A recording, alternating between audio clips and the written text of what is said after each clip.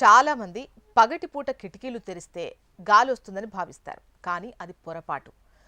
పగటి వేడి గాలి లోపలికి రాకుండా ఉండాలంటే ఉదయం 10 గంటల నుంచి సాయంత్రం 5 గంటల వరకు కిటికీలు, పరదాలు పూర్తిగా మూసే ఉంచాలి. బయట వేడిని ఇంట్లోకి రానివ్వకూడదు. అలాగే ఈవినింగ్ టెంపరేచర్ తక్కువగా ఉంటుంది కాబట్టి అప్పుడు కిటికీలు తెరిస్తే క్రాస్ వెంటిలేషన్ ద్వారా ఇంట్లోని వేడిగాలి బయటికి పోయి చల్లని గాలి లోపలికి వస్తుంది. ఇలా చేయడం వల్ల ఇల్లంతా చల్లగా ఉంటుంది. ఫ్యాన్ అనేది కేవలం గాలిని మాత్రమే కదిలిస్తుంది, కానీ కొన్ని చిట్కాలు పాటిస్తే ఈ గాలిని మనం చల్లగా మార్చుకోవచ్చు. ఫ్యాన్ కింద ఒక గిన్నెలో ఐస్ ముక్కలు వేసి పెట్టండి. అది గదంతటా చల్లటి గాలిని వ్యాపింపజేస్తుంది. అలాగే సాయంత్రం వేళల్లో ఫ్యాన్ను కిటికీ వైపు తిప్పుంచితే గదిలోని వేడిగాలి త్వరగా బయటకు వెళ్ళిపోతుంది. దీంతో ఇల్లు చల్లబడుతుంది. ఇక ఇంట్లో వాడే కొన్ని వస్తువుల వల్ల కూడా వేడి పెరుగుతుంది.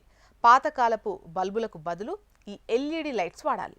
ఇవి తక్కువ వేడిని కలిగిస్తాయి.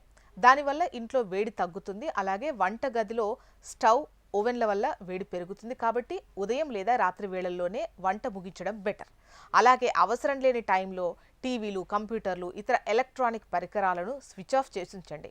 అప్పుడు వాటి నుంచి వేడి బయటకు రాకుండా ఉంటుంది. అయితే గదినే కాదు, సమ్మర్లో మీ బాడీని కూడా చల్లగా ఉంచుకోవడం ఇంపార్టెంట్. ఇందుకోసం గాలాడేలా ఉండేటువంటి కాటన్ బట్టలే వేసుకోండి. అలాగే మెడ, మణికట్టు, మోకాళ్ల వెనక భాగంలో తడిగుడ్డతో తుడుచుకోవడం వల్ల రక్త ప్రసరణ చల్లబడి శరీర వేడి తగ్గుతుంది. అలాగే రాత్రి పడుకునే ముందు కిటికీలకు తడి పరదాలను వేలాడదీస్తే అవి సహజమైన కూలర్గా పనిచేస్తాయి.